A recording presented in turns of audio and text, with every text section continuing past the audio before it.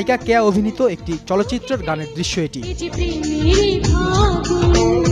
কঠিন বাস্তব ছবির মাধ্যমে পর্দায় আসার পর ডজন দেক ছবিতে অভিনয় করেন তিনি।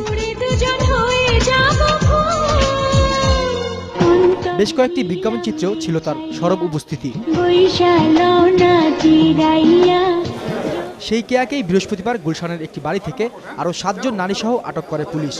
মামলা হয় ডিএমপি অধ্যাদেশ ৭৪ ও ১৯৩৩ সালের নীতিহীন ব্যবসা দমন আইনের ৮ ধারায়।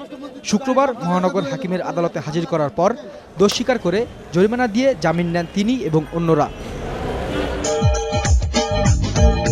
এর আগে গত ২০ ডিসেম্বর কক্সবাজারের একটি হোটেল থেকে ৩২ পিস ইয়াবা ও অন্যান্য মাদকদ্রব্য সহ চিত্রনায়িকা সিলভিয়া আজমি ও চলচ্চিত্র প্রযোজক জিএম সারোয়ার সহ 4 জনকে আটক করে র্যাব।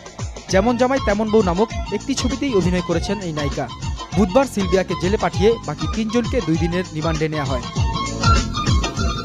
এসব ঘটনাকে চলচ্চিত্রের জন্য দুর্ভাগ্যজনক বলে মনে করছেন চিত্রনায়ক ফারুক।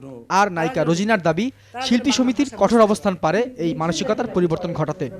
এই ধরনের যারা বদনাম করে বেড়াচ্ছে বাইরে, তাদেরকে কিন্তু আমি শিল্পী সমিতিকে বলবো যে তারা যেন এটাকে ভালো করে একদম খতিয়ে দেখেন, একদম শাস্তি, মানে এমন শাস্তি দেওয়া উচিত যেন ভবিষ্যতে কোনো মেয়ে ছেলে এই ফিল্মে এসে যেন এই ধরনের নেক্কারজনক ঘটনা করতে না পারে। সমস্ত শিল্পী জগতের মানুষকে হেয় করবে এই অধিকার কারণেই। যেই হোক না কেন, যদি এই ধরনের ঘটনায় ধরা পড়ে থাকেন তাহলে তার অবশ্যই কঠিন হস্তে তার দমন করতে হবে। চলচ্চিত্র তারকারা জোর গলায় বললেন, চলচ্চিত্রে সোনালী দিন ফিরিয়ে আনতে এসব ঘটনায় কঠিন শাস্তি দেওয়া উচিত, যাতে রক্ষা পায় সবচেয়ে বড় গণমাধ্যম। বিচারটা একটা হয়ে গেছে কোর্ট। রাশেদ নিজাম, মাছরাঙা সংবাদ, ঢাকা।